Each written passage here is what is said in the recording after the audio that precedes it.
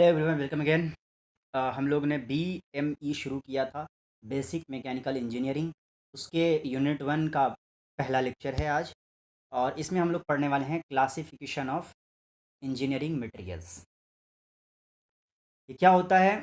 इंज पहले हम लोग मटेरियल्स के बारे में पढ़ेंगे, फिर इंजीनियरिंग मटेरियल के बारे में पढ़ेंगे। और जैसा कि मैंने पिछले वाले वीडियो में बताया था कि यूनिट जो है, यूनिट का नाम है मटेरियल्स। और इसके जो पहला जो स्पेसिफिकली जो हम लोग ध्यान देने वाले हैं, वो ध्यान देने वाले हैं इंजीनियरिंग मटेरियल्स पर। तो आइए शुरू करते हैं। सबसे पहले हम जान लेते हैं कि व्हाट इज़ मटेरियल।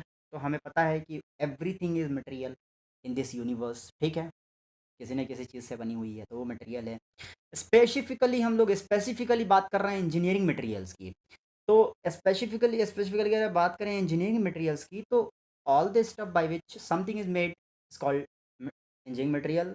मटेरियल, लेकिन जो ध्यान में रखना है बात, वो ध्यान में ये रखना है कि सारे के सारे मटेरियल्स को हम इंजीनियरिंग मटेरियल्स में इस्तेमाल नहीं करते। कुछ ना कुछ जो स्पेशल कैरेक्टरिस्टिक्स होते हैं इंजीनियरिंग मटेरियल के, वो यहाँ पर मैंने यहाँ डिफाइन करने की कोशिश की है। क्या-क्या कैरेक्टरिस्टिक्स हम लोग ध्यान में रख सकते हैं एक अच्छे इंजीनियरिंग मटेरियल्स को जज करने के लिए, कि वो सबसे पहला है इजीली गेट शेप्ड। उसको बनाने में, उसको एक शेप से दूसरे शेप में फॉर्म करने में बिल्कुल ईज़िली वो हो जाना चाहिए, बिल्कुल हार्ड नहीं होना चाहिए, बिल्कुल मुश्किल नहीं होना चाहिए। जितना ज़्यादा आसान होगा, उतना ज़्यादा अच्छा वो मटेरियल इंजीनियरिंग मटेरियल माना जाएगा। Should have some engineering properties like toughness, hardness, brittleness. ये इंजीनियरिंग की प्रॉपर्टीज़ होती है। क्या होती है ये टफनेस, क्या होता है हार्डनेस, क्या होता है ब्रिटलनेस, क्या होती है मैलिएबिलिटी। ये सब हम लोग आगे आने वाले वीडियोज़ में पढ़ेंगे। तो इनमें इंजीनियरिंग की जो प्रॉपर्टीज़ होती हैं, वो इनमें मौजूद होनी चाहिए। शुड बी अवेलेबल ईज़िली और कॉस्ट कन्वीनिएंट।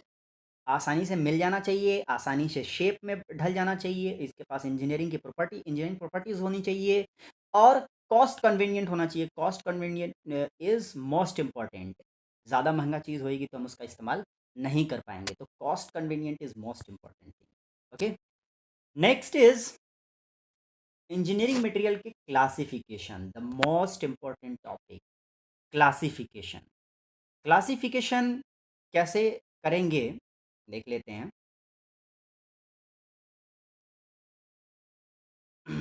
चलिए देख लेते हैं। तो इंजीनियरिंग मटेरियल का क्लासिफिकेशन हम लोग करने चले हैं।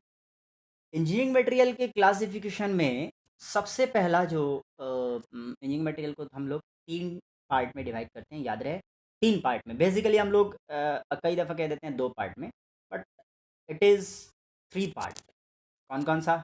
हमें पता है, एक मेटल होता है, एक नॉन मेटल होता है, एक तीसरा जो इन दोनों से मिलके बना होता है, मेटल प्लस नॉन मेटल से, ठीक है? नॉन मेटल का कोई पार्ट नहीं है, नॉन मेटल है, नॉन मेटल कोई पार्ट नहीं है, और इन कॉम्बिनेशन का भी कोई बात नहीं है, क्योंकि एक मेटल एक नॉन मेटल से मिला के बना दिया, बस कॉम्बिनेशन हो गया। लेकिन मेटल के 2 मेन पार्ट्स हैं, फेरस और नॉन फेरस। अच्छा, मेटल किसे कहते हैं, ये हम छोटा-छोटा सा डेफिनिशन भी दे देख लेते हैं और आगे बढ़ते जाते हैं, ठीक है? What is metal?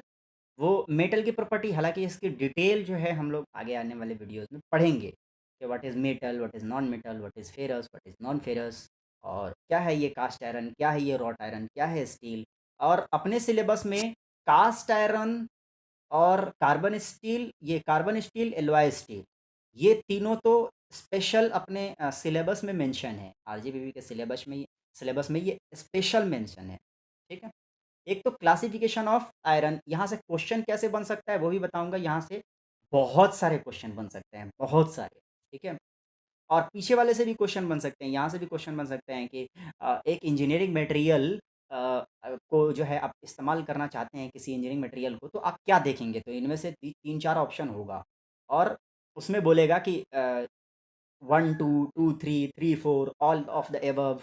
तो उसमें दे देगा कि कॉस्ट जो है अगर हाई है तो क्या आप उसको इस्तेमाल करना चाहेंगे? तो ज़ाहिर-सी बात है हम नहीं करना चाहेंगे। ईज़िली गेट शेप नहीं है तो क्या आप इस्तेमाल करना चाहेंगे? तो ज़ाहिर-सी बात है नहीं करना चाहेंगे। तो उसमें हो सकता है 3-4 ऑप्शन दिया हो, उसमें से 1, 2, 2, 3, 3, 4 जो भी आपको लगे सही, उस तरह से जवाब देने को पूछ सकता है। इसमें कैसे पूछ सकता है, इसमें टाइप्स पूछ सकता है कि भाई इंजीनियरिंग मटेरियल से कितने टाइप्स होते हैं, कौन-कौन से होते हैं ये भी पूछ सकता है, metal, non metal and combination.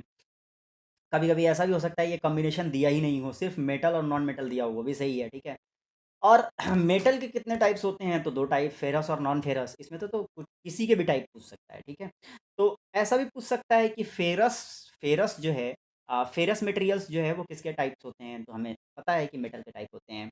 Non ferrous के फिर से कोई एक टाइप नहीं है। फेरस मतलब उस वो मटेरियल जिसमें के आयरन पाया जाता हो। मेटल और नॉन मेटल जो है हम पहले से ही पढ़ के आए हैं कि मेटल जिसमें चमक होती है, जिसमें जिस तरह से करंट पास हो जाता है, उसको मेटल कहते हैं, जिसमें चमक होती है उसको मेटल कहते हैं, है ना? जिसको ढाला जा सकता है एक शेप में उसको मेटल कहते हैं। नॉन मेटल टूट जाता है, नॉन मेटल को नहीं ढाल सकते, नॉन मेटल में से करंट पास नहीं हो सकता, नॉन मेटल चमकीला नहीं होता, कुछ को छोड़ कर के एक्सेप्शनल केस हैं नॉन मेटल में, है ना? ये हम लोग पढ़े हुए हैं। फेरस मेटल फेरस मेटल होता है वो मेटल जिसके अंदर आयरन मौजूद हो, ठीक है? आयरन मौजूद हो वो फेरस मेटल, और नॉन फेरस जिसमें आयरन नहीं हो वो नॉन फेरस कहलाता है। अब फेरस के 3 टाइप बेसिकली, फेरस के फिर 3 टाइप, एक कास्ट आयरन, एक रॉट आयरन, एक स्टील, ठीक है? कास्ट आयरन के फिर कुछ 4 टाइप्स जो हमारे सिलेबस में पढ़ना है। Grey cast iron, white cast iron, malleable cast iron और नॉड्यूलर या फिर ductile cast iron. Cast iron को डिटेल में एक टॉपिक में हम लोग पढ़ेंगे क्योंकि ये स्पेशली हमारे आरजीपीवी के सिलेबस में मेंशन है। और बढ़ते हैं हम लोग। अगला है रॉट आयरन, इसके कोई टाइप नहीं है। स्टील, स्टील के फिर से टाइप आ जाते हैं। एक है कार्बन स्टील, एक है एलॉय स्टील। कार्बन स्टील 3 तरह के, low, medium, high. Alloy steel basically हम लोग 3-4 टाइप का पढ़ना है हम लोगों को। एक low alloy steel, high alloy steel और उसके बाद क्रोमियम निकेल, और ये है टूल, टूल टूल स्टील जो कि टंगस्टन एलॉय जो जिसका कि टाइप होता है टंगस्टन एलॉय, तो ये टूल स्टील है, ठीक है? अब इसमें से अब इसमें से जो हाई कार्बन स्टील होता है, थोड़ा ज़ूम कर लेते हैं, जो हाई कार्बन स्टील होता है, हाई कार्बन स्टील के फिर 2 पार्ट, इसके फिर 2 part. Stainless steel, stainless steel याद कीजिए जिसके हम लोग बर्तन बनाते हैं, स्टेनलेस स्टील। और फिर हाई स्पीड स्टील, ठीक है? तो इनको हम लोग डिटेल में पढ़ने वाले हैं। कास्ट आयरन को डिटेल में पढ़ने वाले हैं, कार्बन स्टील को डिटेल में पढ़ने वाले हैं, एलॉय स्टील को डिटेल में पढ़ने वाले हैं। ये तीनों हमारे सिलेबस में स्पेशली मेंशन हैं और इनके तो मैंने बता ही दिए। अगर मैं मेटल का डेफिनिशन ना भी लिखूँ तो वो आप लिख लेंगे, फेरस नॉन फेरस का ना भी लिखूँ तो भी आप लिख लेंगे। लेकिन ये तीनों जो टॉपिक हैं वो स्पेशली मेंशन है, कास्ट आयरन, कार्बन स्टील और एलॉय स्टील। तो इनको हम आने वाले सॉरी सॉरी तो इनको हम आने वाले वीडियोस में स्पेशली मेंशन करने वाले हैं, स्पेशली पढ़ने वाले हैं। तो चलिए आगे आने वाले वीडियो में हम पढ़ेंगे। चलिए आज के लिए इतना ही। क्लासिफिकेशन ऑफ इंजीनियरिंग मटेरियल बहुत इंपॉर्टेंट टॉपिक है ये, यहाँ से कहीं से भी क्वेश्चन पूछा जा सकता है। पूछा जा सकता है कि एलवाई स्टील का एक एक एग्जाम्पल बताओ। 4 ऑप्शन होंगे, चारों में से इनमें से कोई एक ऑप्शन होगा, बाकी इन तीनों तीनों जो है इधर से कोई सा एक ऑप्शन दे देगा, बोलेगा एलवाई स्टील इनमें से कौन सा है। या फिर ऐसा दे देगा कि high alloy steel, high carbon steel नहीं कह रहा हूँ मैं, हाई एलवाई स्टील किसका एग्जाम्पल है। तो हमको हाई हाई दोनों में होते हैं, हाई एलवाई भी होता है, हाई कार्बन भी होता है। तो अपने को ध्यान रखना पड़ेगा, हाई एलवाई बोल रहा है, हाई कार्बन नहीं बोल रहा है, ठीक है? स्टेनलेस स्टील किसका एग्जांपल होता है, तो वो भी बताना है, एलवाई का स्टील का होता है कि कार्बन स्टील का होता है। इस तरह से क्वेश्चन पूछा जा सकता है, ठीक है? मैलिएबल आयरन जो है वो किसका एग्जाम्पल होता है, फेरस का, नॉन फेरस का। नॉन फेरस का तो कोई एग्जाम्पल ही नहीं होता है, ठीक है? रॉट आयरन के इसी तरह कोई एग्जाम्पल नहीं होता है। रॉट आयरन किसका एग्जाम्पल है, मेटल का, नॉन मेटल का, फेरस का, नॉन फेरस का। इस तरह से क्वेश्चन पूछा जा सकता है, ठीक है? तो ये एक चार्ट याद रख लीजिए, फ्लो चार्ट की तरह, एक चार्ट फ्लो की तरह याद कर लीजिए कि ये इसका टाइप, इसके इतने टाइप, इसके इतने टाइप, इस तरह से। तो उम्मीद करता हूँ कि समझ में आया होगा। मिलते हैं अगली वीडियो में, तब तक के लिए चैनल को ज़रूर सब्सक्राइब, लाइक, कमेंट और शेयर ज़रूर कीजिएगा। और कमेंट करके बताइएगा कि क्या कुछ समझ में आया, नहीं आया, फीडबैक चाहिए होता है। चलिए मिलते हैं।